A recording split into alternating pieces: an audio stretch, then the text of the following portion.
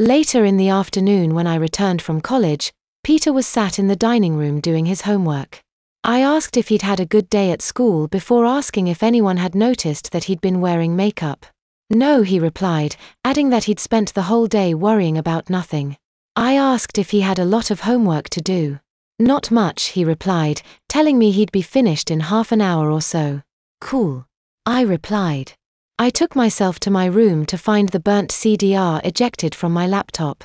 I closed the tray and checked that it had transferred the images properly, then double-checked my hard drive to make sure I'd copied rather than moved them. I took my laptop down to the dining room and asked Peter if he minded me joining him. I sat and ejected the CD tray. Here. A present for you, I said, handing him the disc. What's that? He asked. About 250 pictures of you wearing nice clothes for a change. I grinned.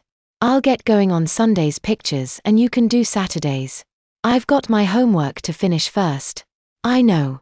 Just letting you know so we don't edit the same ones.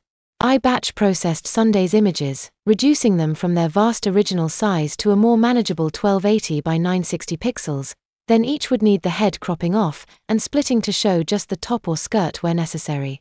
We tapped away in relative silence for a while, until Peter said, I was looking at that school you and Mum mentioned last night. What school? Ashford Academy. Where the boys and girls all dress the same. Oh, that school. I exclaimed. Why? I asked. Because I didn't believe you, he replied. And? They've got a website. Show me. I asked as I got up and took the seat beside him. He typed Ashford Academy, Kent into the search box and tapped Go. The first result is the official EDU website. Beneath this is a number of news websites and headlines such as controversial school storms, local league tables, and new uniform rule triggers wave of transfers from Kent High School.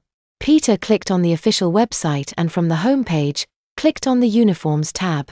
I chuckled at the image of two pupils, a boy and a girl wearing almost identical uniforms. He's wearing ballet shoes. I said. Is that a skirt or those clot things? Peter asked. Culottes.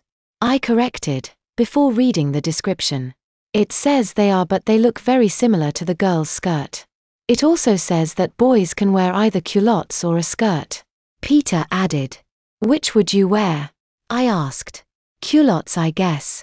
I'd rather wear shorts than a skirt. Click on the gallery. I suggested. Peter did, and we browsed through the various images. Kids in class, kids at play, kids cooking, doing science, reading, debating, receiving awards and so on. It's hard to tell which are the boys and which are the girls. I said.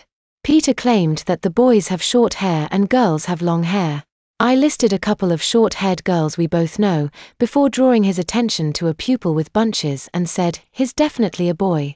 No way. Peter claimed before having a closer look. Maybe. Definitely. I insisted. I hope you're studying and not just surfing. Mum said, popping her head around the dining room door. Peter told her that he'd pretty much finished his homework, before asking her opinion as to whether the pupil in question was a boy or a girl. What's this? Mum asked. We told her and she took a closer look at the enlarged image. Boy, she claimed, before asking why we're looking at that particular website. You're not hoping to transfer, are you? She asked. No way. Peter replied. Good, the bus fare to Kent would be extortionate. Mum grinned. Why are you looking at that school? She asked again. Because I didn't believe you, so I did a search and found it. I was just showing Emma. Peter replied. Must be horrible having to go there, he muttered. It wouldn't be that bad. You've just spent 2 days wearing girls' clothes and that wasn't horrible. I said.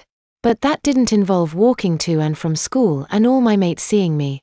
If you went there, all your mates would be wearing the uniform too. It'd be strange at first, but I expect they get used to it soon enough. I replied. Maybe.